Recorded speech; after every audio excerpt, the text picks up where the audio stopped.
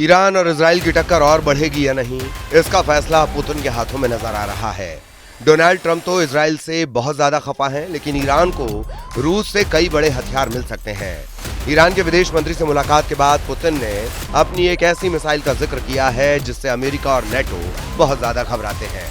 Israel के bagel शेवा में हुआ मिसाइल अटैक, देखिए इस हमले की चर्चा पूरी दुनिया में हो रही है। सीज फायर से कुछ मिनट पहले हुए इस हमले ने नेतन्याहू से लेकर डोनाल्ड ट्रंप तक सबको चौंका दिया। इजराइल का तेल अवीव, अशदोद, जियोन नेसा और हाइफा जैसे शहरों का हाल पहले ही वायरल है। क्या ईरान अब इससे भी खतरनाक मिसाइलों से खुद को लैस करने जा रहा है? ये कयास इसलिए क्योंकि ईरान के विदेश मंत्री से मिलने के बाद पुतिन ने एक मिसाइल का नाम लिया है जिसका खौफ नेटो और अमेरिका में पहले से फैला हुआ है। इसीलिए ईरान और इजराइल के बीच सीज फायर की सबसे बड़ी वजह पुतिन और उनकी ऑरेशनिक मिसाइल को बताया जा रहा है। क्या सीज फायर के बाद भी युद्ध तेज हुआ तो ईरान रूस की ऑरेशनिक मिसाइल से हमला करने को तैयार हो रहा है? पुतिन से भी ज्यादा अब ऑरेशनिक मिसाइल का डंका बज रहा है।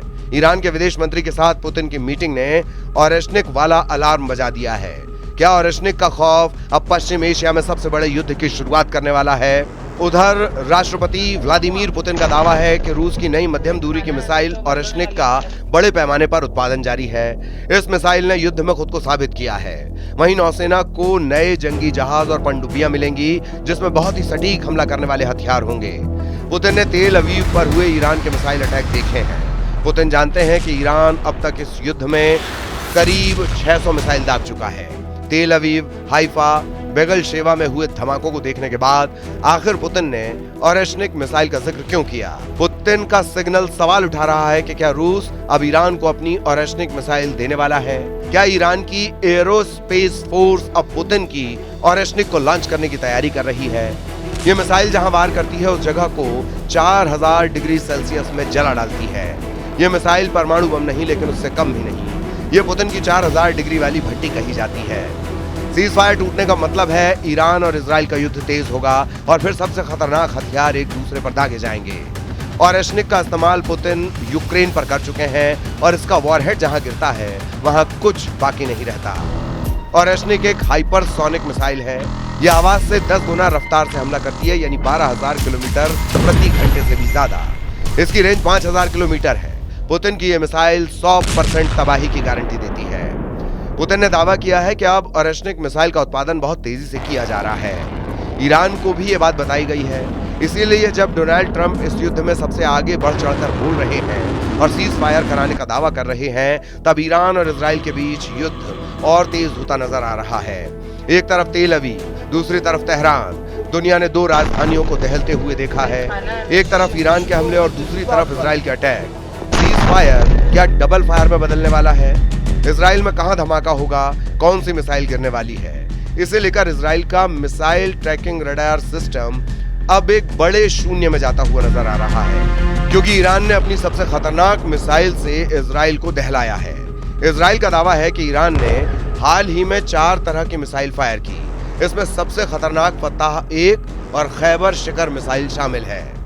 इसमें कद्र और इमाद मिसाइल भी शामिल है। फताह हाइपरसोनिक मिसाइल की रेंज 1400 किलोमीटर है। खैबर शिकन मिसाइल की रेंज 1450 किलोमीटर है। कद्र मिसाइल की रेंज 2000 किलोमीटर तक है और इमाद की रेंज 1700 किलोमीटर है। इजराइल पर हुए ताजा हमलों में इन्हीं मिसाइलों ने तबाही मचाई है।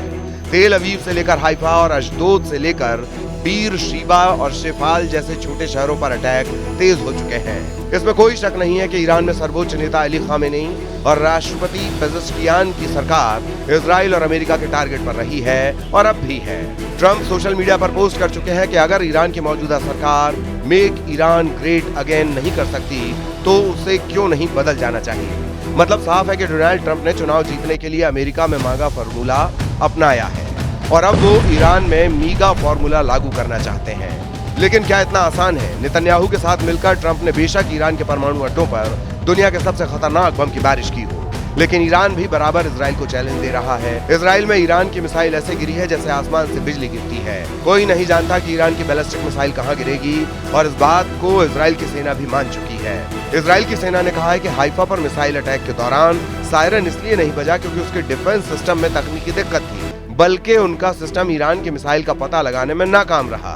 मतलब साफ है कि इजराइल का मिसाइल डिफेंस सिस्टम अब ईरान की मिसाइलों को रोकने में फेल साबित हो रहा है।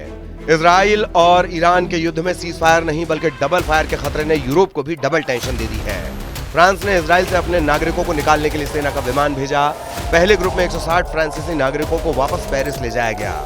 इजराइल में फ्रांस के करीब 2.5 लाख नागरिक रहते हैं, जबकि काउंसलर लिस्ट में 1 लाख फ्रांसीसी नागरिकों के नाम है।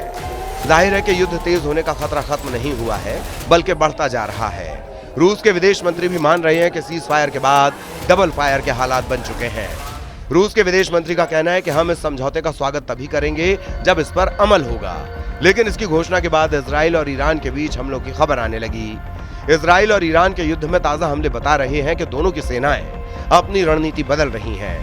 इजराइल में 48 घंटों के अंदर मिसाइल तो कम गिरी, लेकिन उनकी कामयाबी का रेट नेतन्याहू और उनकी सेना के हौसले पस्त कर सकता है।